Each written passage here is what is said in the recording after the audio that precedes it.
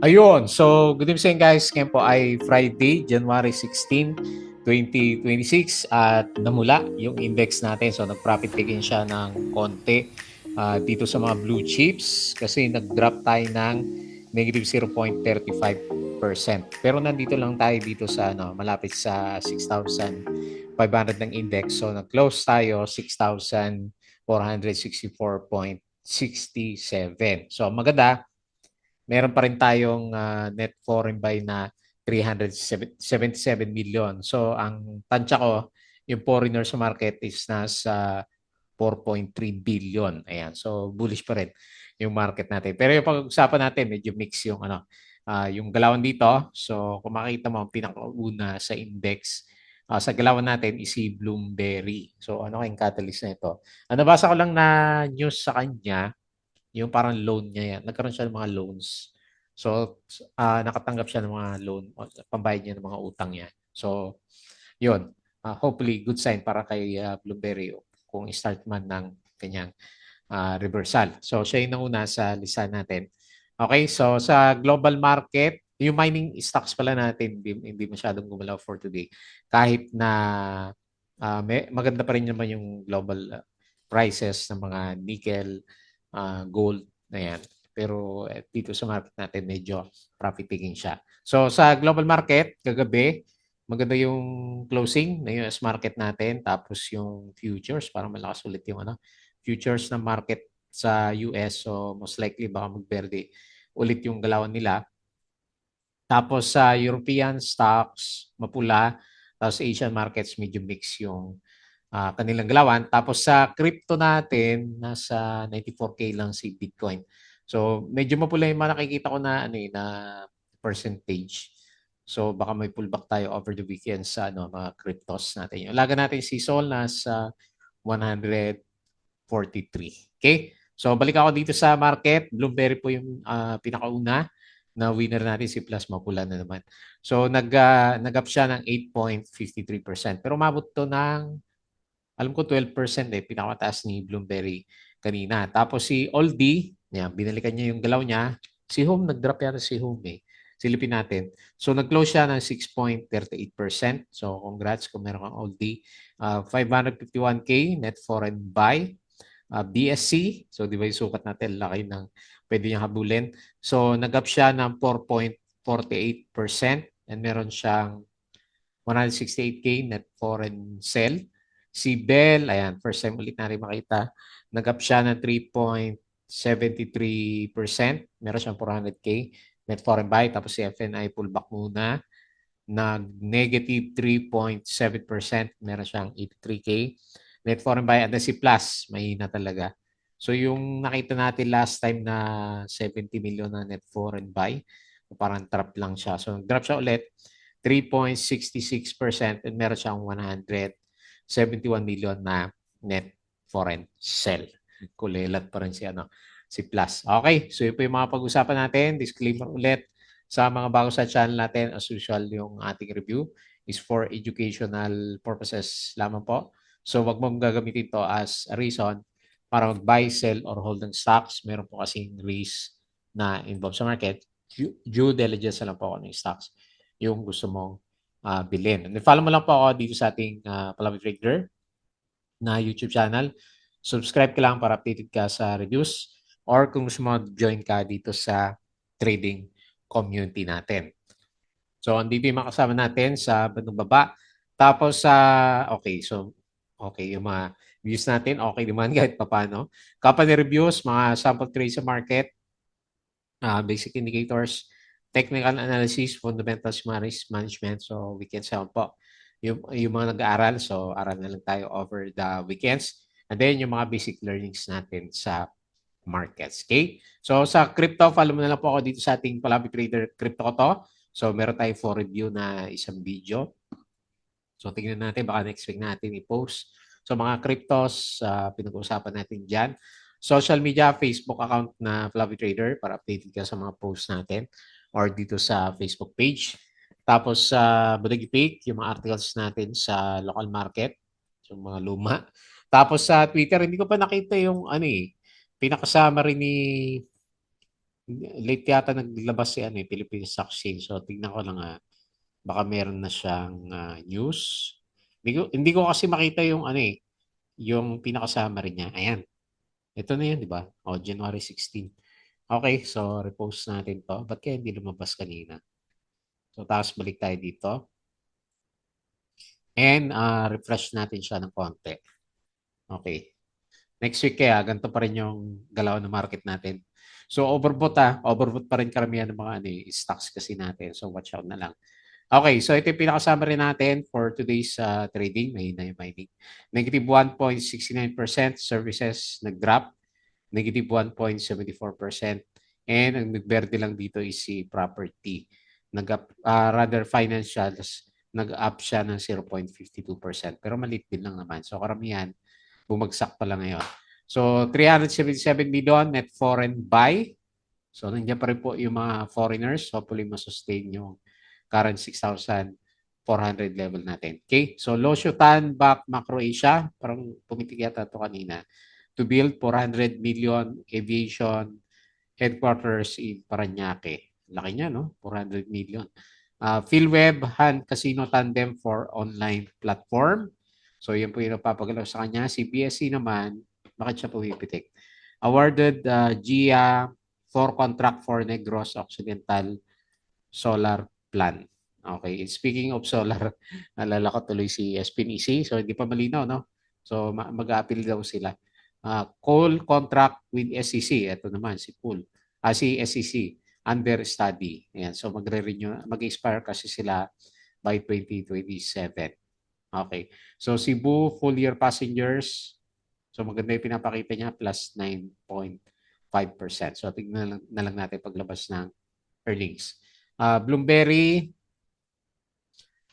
Co successfully refinance its debt in 2025. So ito yung nabasa ko.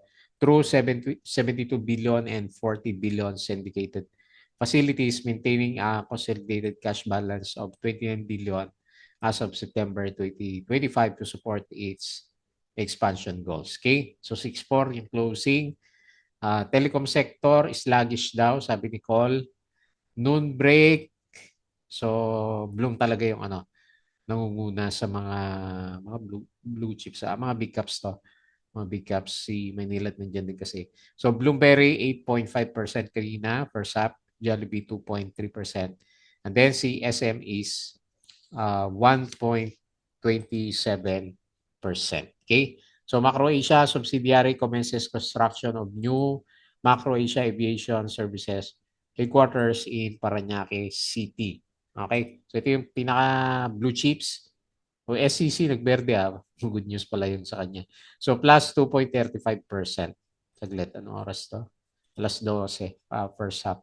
Monday 2.3, Jollibee 2.3%. So ang nagde-drop kanina si Plus minus 2.4 at saka si ICT minus 1.83%. Okay? SPNEC may preferred shares redemption.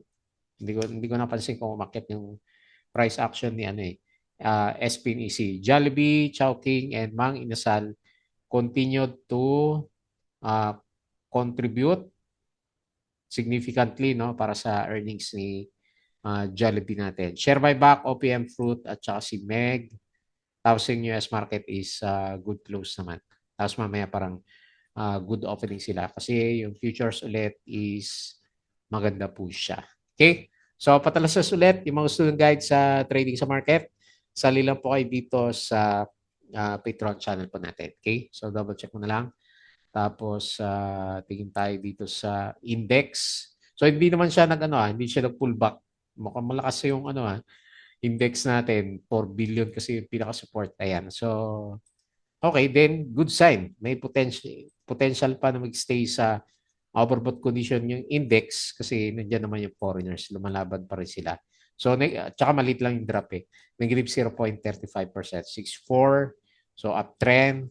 Tapos, overbought yung RSI natin ng konti, RSI 72. Tapos, okay din yung pinaka-MACD formation po natin. Okay? So, dito sa winners ng market, si Bloom. So, ayan.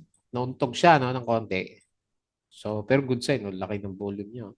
500 million yung ano, traded value. Tapos si Oldie, ayun, nagda-doji pero lumalaban. So 6% up ulit. Tapos si BSC, 4.48%. Ayun, oh. So mukhang gusto yung bumalik dito sa bandang taas. Si Bell, 3.7. Medyo nauntog siya pero mataas sana yung closing nito eh. Apollo, ayan, lumalaban ulit. 3.39%. Now may name volume. Si Home, so nag-up din siya. Manang bounce ah. So 2.78%. Kahapon pala yung malakas ng drop niya. Tapos SEC, 2.18%. Ani, walang volume. Okay, yung may volume, wala no. Sana sila PNB. Hindi ko nakita yung ano eh.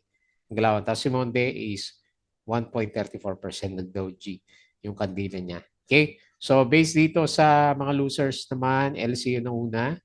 Okay na yung gains sa minus 4.37%. Tapos si FNI for mining yung laglaga. Minus 3.76. Si Plus, minus 3.6. Tapos si Nickel, nag-drop lahat, minus 3.02%. And DNL is minus 2.78%. Okay? Maraming profit taking pagdating ng Friday na galaw natin. So, silip tayo ng konti dito naman sa global market. So, based dito sa galaw natin. So, maganda yung futures. S&P is plus 0.29. Dow Futures is plus 0.09. Tapos si Nasdaq plus 0.59%. Ayan. So, berde kahapon, berde din ngayon.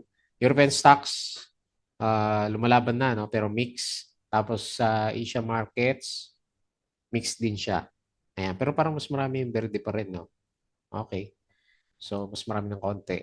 Tapos sa crypto natin, ba't mapula yung mga ano? Nagde-drop siya, puro mapula yung ano, percent change. So, Bitcoin, malakas pa rin, 95.3. Ethereum 3.2K, si BNB is 933, tapos si Solana natin, XRP pala 2.06, Solana is 143, and then si Dodge 0.14, laking drop niya, negative 4.16%. Okay? So balik tayo dito sa index, pag-usapan natin yung ating mga trending stocks. Okay, so unahin nga po natin si Bloomberry. Congrats kung nakapag-accumulate ka. So kasi labanan ngayon kung sino yung mga nasa bottom. Sila yung mga pinipitik. Ayan, so hopefully, ito yung inaantay natin na double bottom. So may catalyst siya kanina, di ba? So yung syndicated loan. Pero sa earning wise, di ba, may hina pa nga din itong si Bloomberry natin. Pero yun nga, nagbabalikan yung mga, ayan o, negative 271%. Pero nagbabalikan, di ba, sina Aldi, sina Home, yung mga mahina na stocks natin. Okay? So, tingnan natin by next week kung maka-breakout tayo dito, good sign sa MA100. So, 3.14, no? Yung pinaka-next na resistance level natin, baka mag-close na gap tayo dito.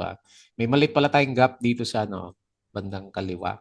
So, pare-pares na ano, resistance area. So, nag-close siya ng okay, downtrend pa rin ha. Nag-close siya ng 2.8, so 8.53% up, nauntog ng konti, pero walang net foreign buy. So 55.07 million net foreign sales si Bloom. Pero anyway, okay na kasi may volume siya na may transaction siguro to, no? 500 million laki ng ano traded volume niya. So medyo bullish yung ano, yung galaw ng RSI. So hindi pala yan overbought. So nasa bandang taas and nag-start pa lang mag-recover yung ano, MACD formation natin. Okay? Hopefully yan yung ano, triple bottom o four times bottom nitong si Bloomberry. Pero lumalabas may support nga siya dito sa ano, malapit sa 2.68. Okay? Next, Oldie. So mukhang meron pang gustong ano igalaw ulit si Oldie natin. So bumalik siya ng konti, nauntog nga lang yung price action. Pero sige, tignan natin by next week. So meron siya resistance na malakas around dito sa 0.0549. Titingnan ko nakaraan dito na sana 0.0684. Pero yan yung sinasabi na kanyang pinaka-price action. Ayan. So hopefully, parang galawang ano lang, parang galawang Shell PH na. Hindi ko nakitang gumalaw si Shell PH. Hindi na masyadong pinag-usapan. Okay, so overbought pa rin pala si ano si Aldi natin. Ayan, watch out lang sa mga overbought. Kasi overbought si PSE eh. So, baka malapit ng mag-take profits yung mga, ano, mga big boys. So, ganyan na lang muna. Tingin natin sa kanya. Kailangan mag-breakout tayo dito. And then, pag na-break yan, meron tayo next na target dito na candle. Ayan. So, breakout muna bago natin isipin yan. So, nag-close siya 0.05. Wala namang catalyst. 6.38% up and 551K net foreign buy. Okay? Next.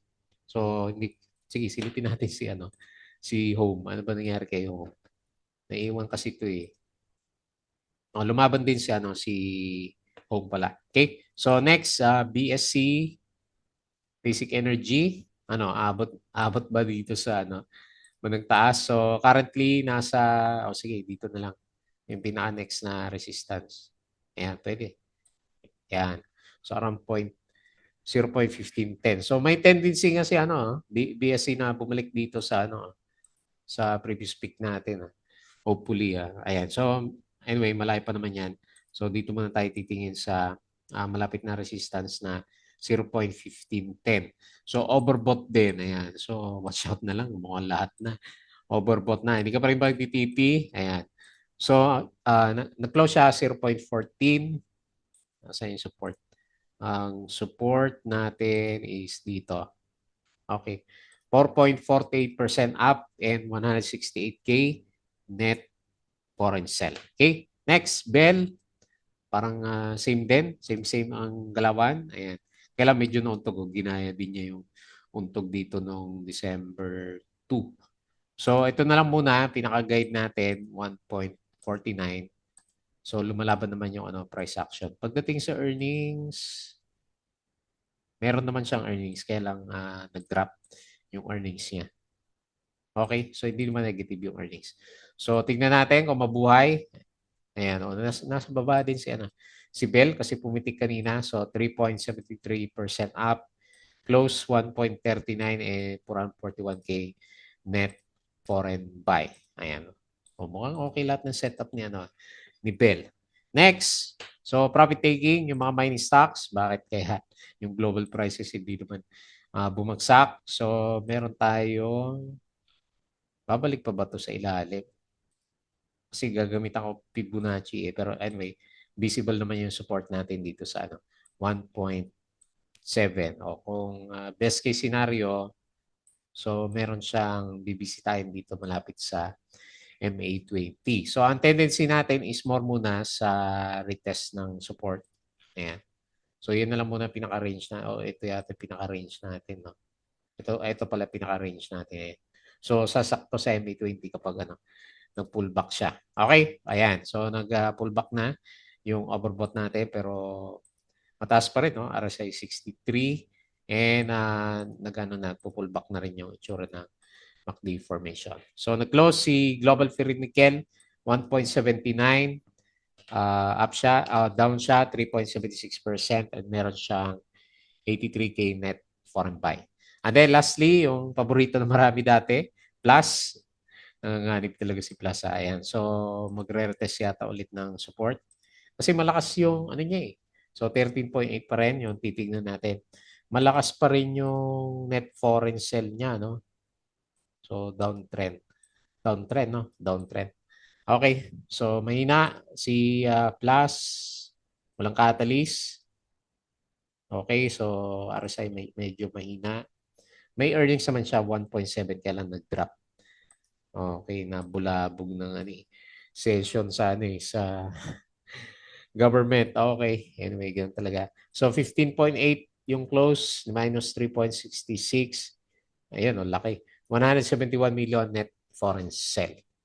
Okay? So, yun na lang muna yung ating review. Okay naman, di ba? Karamihan ng mga blue chips. Bumabalik na yung mga alaga natin. Hindi lang ganun kalakas yung galawan. Ayan. So, panalo sina Olo tsaka Oldie, no? Sa mga spike natin for the week. Okay po. So, yun lang muna. Bago tayo close, please don't forget to subscribe dito sa ating Palabra Trader na YouTube channel. Join ka sa group guys kung gusto mo ng guide or dito sa group natin. Tapos sa crypto ko to, follow mo na lang Facebook account, Facebook page, Bodega Peak, Twitter, and Patreon sa mga gusto ng guide. sali lang po kayo dito. So, hanapin mo lang tong link na to. patreon.com/c/Olavi Trader. Ayan. So, makita mo yung mga details natin. Okay po. So, yun lang. Maraming salamat. Happy weekends po.